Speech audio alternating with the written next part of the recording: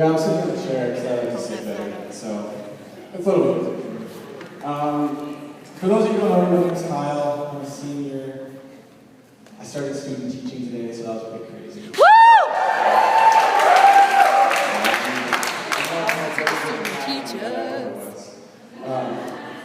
I'm just going to dive right in. I'll pray, and then we're just going to get right to it. So Lord, I just pray right now that you would speak to me, and despite the words that come out of my mouth, I pray that you would just use them, that this would be something that people can take away, that I can take away, and that would practically impact our life today, and it would affect the way that we live here forth. Yeah, can you hear me right? So I'm just going to start with the passage and then go from there. This is kind of the passage that the Lord is leading me to speak on. I guess that's just where I'm going to start. So it's Romans 12:1, and the topic I'm speaking about tonight is eternal perspective. And what is it? Just like really briefly, what does that mean? Like there's a perspective, right? Eternal perspective, where we live our lives with a perspective of eternity. Wow, that was redundant. Eternal perspective. But I think you kind of understand what we're saying. Rather than living for here and now, rather than for living for this moment, we live for the future. We live for what is to come. We live for heaven, essentially. We live for those things. So this is what this verse, or at least what I'm going to be talking about. So Romans 12:1 says, "Therefore, I urge you, brothers and sisters, in view of God's mercy, to offer your bodies as a living sacrifice, holy and pleasing to God. This is your true and proper worship." This verse is used a lot. There's a lot of stuff going on, but the one part that I really want to draw out is the part where it says, "In view of God's mercy." And then it goes on to say, "Do such and such and such. Be a living sacrifice." But in view of God's mercy, because of that, we're going to live in such a way. So I think that really speaks to eternal perspective. And so when we think about that, when it says like in view of God's mercy, we have to know what God's mercy is to live in view of it. So what is God's mercy? This could be way too long if I talked about this for far too long. Well, let's just leave it as simple as that. We deserve nothing. We deserve absolutely nothing. We've disobeyed God over and over and over and over again, and yet He still loves for us, still died for us, still cares about us. If that's not enough if that's not merciful, and if that's not love, and if that's not something to live for, I don't know what is. Another verse that I want to kind of throw out there before I really dive in further is Colossians 3. And it's a similar verse, 3:1 and 2. It says, "Since then you have been raised with Christ, set your hearts on things above, where Christ is, seated at the right hand of God. Set your minds on things above, not on earthly things." And so later on in this, I'm going to get a little bit more practical in what are things above, when it says set your mind on things above, and what are things of this earth that we often set our mind on. I'll get more practical in that.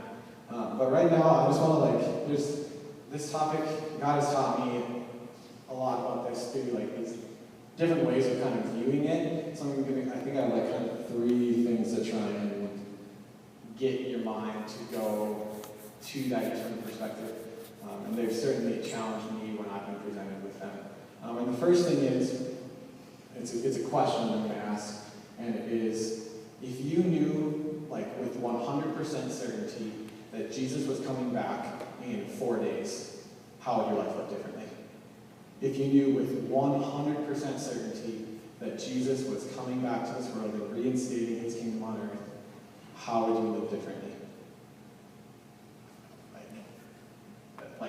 I don't think I really need to elaborate on that. I think all of our lives would look immensely differently.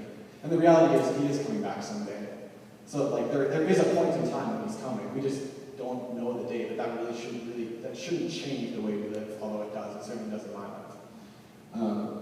The next thing that is going to be kind of a theme through the rest of it is, for each and every person in this room, there's going to come a day when we die, and we are going to stand before God.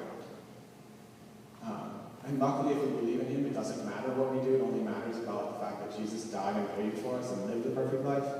But I still think that for at least a split second, the split second I see him, the first thing that's going to come to mind are all these things that I'm just going to be like, I wasted so much time on so many things. And we can get more practically into what are those things. I have one more of these things to try and get your mind wrapped around it, but I just know I'm going to stand before him and I'm going to be like, man, I'm not going to regret reading my Bible more. I'm not going to be like, crap, I read my Bible more. Crap, I prayed too much. That's not going to happen. But I guarantee you, I'll probably be like, crap, I watched too much Netflix. And we laugh about it, and I laugh about it, because it's funny. But, isn't there a reality to that? Isn't there just a lot of truth in that? And I don't just mean that towards Netflix. Ask me what I did on Sunday. Well, it wasn't Netflix, but I certainly camped out and watched the football game. So it's not like I'm not trying to condemn you for watching Netflix or watching TV or whatever. But I think there's a reality when we go before God that we're going to regret a lot of things. And luckily, it's not going to matter because God is still God. He still loves us. He's still forgiven us from those things. It's not about what we do, but I just know that there's going to be for a split second, I'm just going to regret so much and be like, man, there's so much more I could have done. And the last little kind of illustration thing, it's going to be kind of cheesy, but I think it's really good. And I steal this from a pastor. It's completely from him and not from me at all. So all the credit goes to a relatively famous pastor named Francis Chan. And he does this illustration, and I've shown this to people before, and maybe some of you are very familiar with it. And if you're familiar with it, I just beg you to stay with it and go with it again, because it's a really good illustration. So I kind of need to set the mic down, so I'm just going to try and use my teacher voice and yell. So what he says is, there's a reality that there's eternity, there's time. Time's on this endless spectrum from way before we were alive and way after. It's like eternity, it's never ending. So to view eternity, think of, well, this is a light bulb that I stole from my roommate. You didn't know I was going to use it. But he was sitting downstairs, so I don't think he cares. But think about this, pretend this goes all the way around this room, millions of times, or let's say it goes around the earth millions of times. It's just this never-ending room. Obviously it ends right there, but use your imagination how it just goes and goes and goes. It never stops. Just eternity, eternity, eternity, eternity, eternity. And time and time and time and time and time. And on this line, which continues around and around and around, and is extremely long and never-ending, our life looks something like that, if you can see it. It's there's a little piece of tape on here. It's about 1 inch wide. Now picture with me what 1 inch wide on the length of eternity looks like if this rope went for millions of miles. And we get so caught up in this little tiny thing. Oh, I'm going to do this so in 10 more years I'm going to do this, and then I can get a good retirement, and then I'm going to do this, and I'm going to do that. And it's we live for this so often when there is this. It makes no sense. But we're so caught up in now. I'm so caught up in now. We don't have this perspective that life in reality is this long, that we just get so caught up in, where to go, that. And so I challenge you, this is eternal perspective, recognizing that our life in reality is very, very short. And there is far greater things to live for, because we are only on the road for this long. And so we're going to die, and all the things of this world are going to be gone, and what's going to matter here?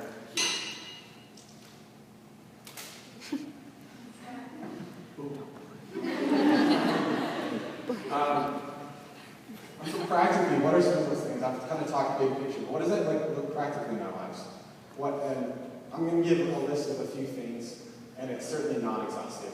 There are tons of different things that we waste time or things on and just aren't living with eternal perspective. But I'm going to talk about some that I think maybe apply to all of us. And I also don't want to create rules for everybody. Some of this looks different for different people. God will lead us to do different things in different people. But so just take this as this is kind of a general thing, and I want you to be challenged and to think about your life. Where are you wasting time or money or not living with the eternal perspective. Don't take this as just this set of rules that you need to follow, and I know exactly what you should do. Seek the Lord in that and see what He would say. But some of the things practically are, how do you manage your time? And what do you prioritize? Like I kind of mentioned it before, like, we're not going to regret reading our Bible or praying when we stand before God. I know for sure I'm going to regret all the time I wasted playing video games or, Netflix, or, like, there's just numerous amounts of things that I just get super selfish about, and I'm just thinking about here and now, and, like, Netflix doesn't, I keep using Netflix. I don't need to keep using Netflix as if it's worst thing. It's just a practical example. But, like, it's not going to matter when I go to heaven. Like, I'm not going to care. It really doesn't matter at all. And so, how do you prioritize your time? The next one is, how do you pray? And what do you pray for? Are you praying for things that are eternal, that leaving impact eternally? Or are we praying for the here and now? And there's nothing, I think God does care about the small things. God does care about our tests. God does care about the day-to-day life type of things. He really does. So I'm not saying don't pray for those things. But if that's the main focus of your prayer is my test tomorrow, and I'm short $5 for this thing that I need to pay for, like, I challenge you to pray for things that, in the grand scheme of things, are a lot more eternally significant, like people coming to know Jesus, for us growing in Jesus, for us knowing Him more, for His name to be made great. How do we serve? Do we serve people when it's beneficial to us, or do we serve them when it's costly to us?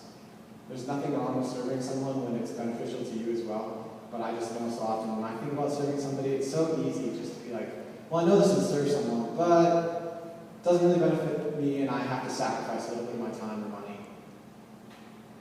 Like, it's not all that serving if it doesn't show any sacrifice on my part.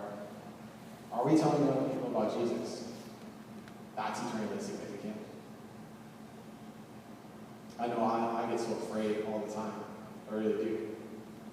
And that's something that I've been praying about a lot lately, is I fear. But in reality, when you think back to eternity, like, it's such a short time on this world that we're here, and it doesn't, like, I want to live for eternity. It's such a smart investment to live for eternity. How do you use your money? Are we spending things? Are we wasting our money on items and things and clothes that we're eventually going to lose when we die, that don't go with us, that just rot and destroy? Are we spending our money on things that last in eternity?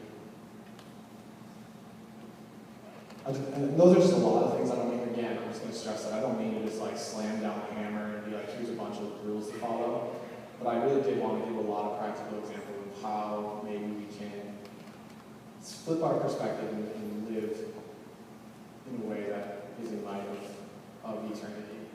And there's a lot more things. So I pray that I'm assuming most of those spoke to all of us in a lot of ways, but there are probably other things in your life too I know there are. I know there's other ones in my life that are maybe more applicable to me than other people. So I just pray that in the seconds of worship that you would pray about those things and see what the Lord would reveal to you.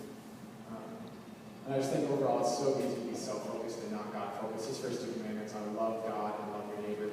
And so often it turns into me, all about me. What do I want to do? What do I have time for? Where's my time? What's my money? And it just becomes so self-centered. But the beautiful thing in all of this, regardless of the fact if we do this or not, regardless of the fact if we're going to live selfishly at times, like it happens, and regardless of all that, God is so good enough to pour out His mercy on us, to love us, to forgive us. So I hope this challenges you, but I hope it doesn't discourage you. I hope it doesn't make you feel like God is mad at you or like He won't forgive you, because that's a lie. But I do hope that it encourages you and pushes you to live more for the way that Jesus' death deserves. Like, it just makes sense to live for eternity. It's just a wise choice. So let it encourage you, and don't let it condemn you or feel disappointed by it. But let it push you to Jesus and to trust Him more. Yeah, I think that's all I got. So I'm going to pray.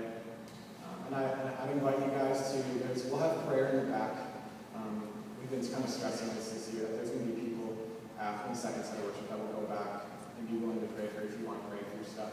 So I really encourage that, and I really encourage every single one of us to, at least individually, during this set of worship, like pray to the Lord and ask Him to reveal some things that you could live for eternity better. And like praise God for those things. Like we get to know Jesus more and live for Him more. Like that's joyous if you ask Him. Like that's true joy.